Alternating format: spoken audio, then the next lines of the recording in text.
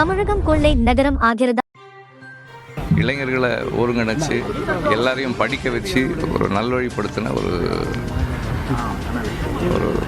ஒரு பெரிய ஆளுமை. இந்த இழப்பு வந்து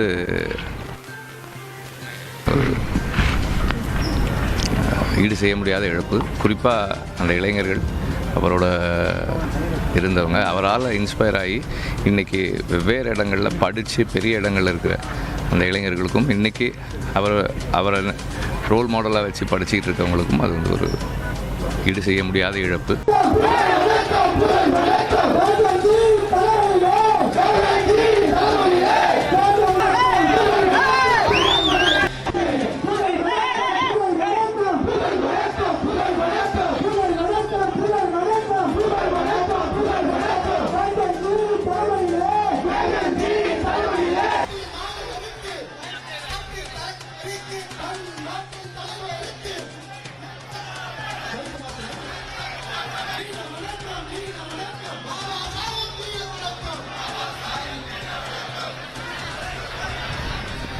जिस तरीके से इनकी हत्या की गई है तो इनका पूरा परिवार भी काफी भयभीत है, डरा हुआ है कि जब उनके साथ ऐसा हुआ है और उनको किस तरीके से काट के मतलब उनकी मृत्यु की गई है, हत्या की गई है और उनकी मृत्यु हुई है, तो हम सरकार से चाहेंगे कि उनके परिवार को पूरी सुरक्षा उपलब्ध कराएंगे. பட்டியலின மக்களுக்காக 25 ஆண்டு காலமாக போராடி வருகின்றவர். அவருடன் சேர்ந்து நாங்களும் பல போராட்டங்களில் ஈடுபட்டு ஒடுக்கப்பட்ட மக்களுக்காக தொடர்ந்து குரல் கொடுத்தோம். அண்ணன் ஆம்ஸ்ட்ராங் அவர்களுக்கு என்னுடைய ஆழ்ந்த இரங்கலை தெரிவிச்சுக்கிறேன்.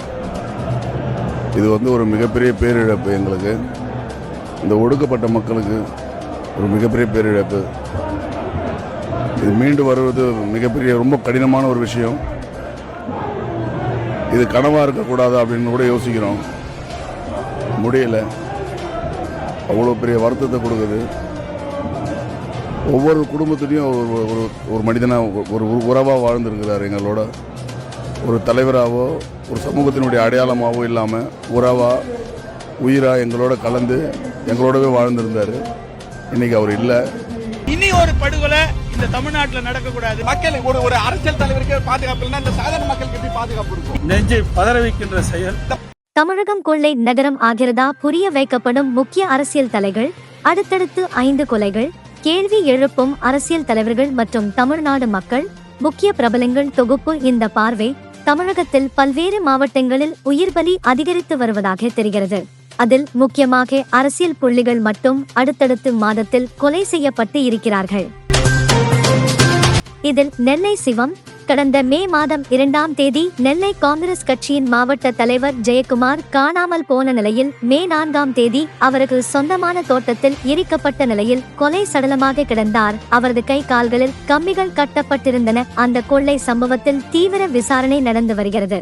அடுத்ததாக ஜூலை 3 சேலத்தில் கொண்டாலம்பட்டி அதிமுக பகுதி கழக செயலாளர் 62 வயதுடைய சண்முகம் கூலிப்படை செய்யப்பட்டார். அதில் முக்கிய குற்றவாளியாக சேலம் மாநகராட்சி 55வது வார்டு திமுக கவுன்சிலர் தனலட்சுமி என்பவர், அது கணவர் சதீஷ்குமாரும் 2வது குற்றவாளியாக கவுன்சிலர் தனலட்சுமி சேர்க்கப்பட்டு கைது செய்யப்பட்டனர். வண்டிப்பாளையம் ஆலை காலனி பகுதி ஜூலை 1ஆம் தேதி கடலூர் வண்டிப்பாளையம் ஆலை காலனி பகுதியில் சேர்ந்த 46 வயதான புஷ்பநாதன் அதிமுக.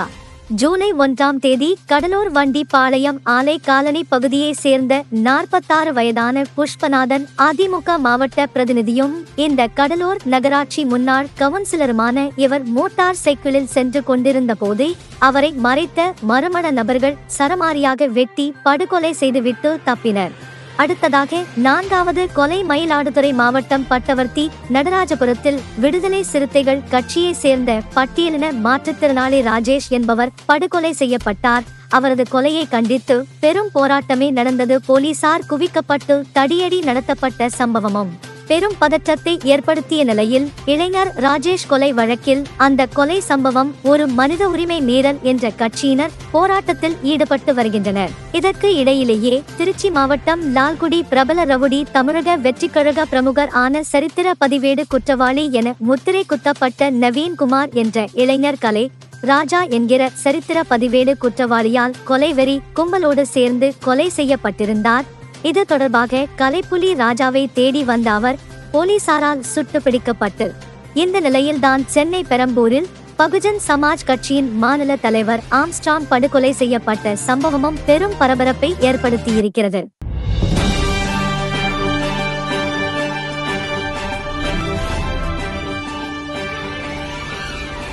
காவலர் பார்வை செய்திகளை உடனுக்குடன் தெரிந்து கொள்ள உடனே சப்ஸ்கிரைப் பண்ணுங்க.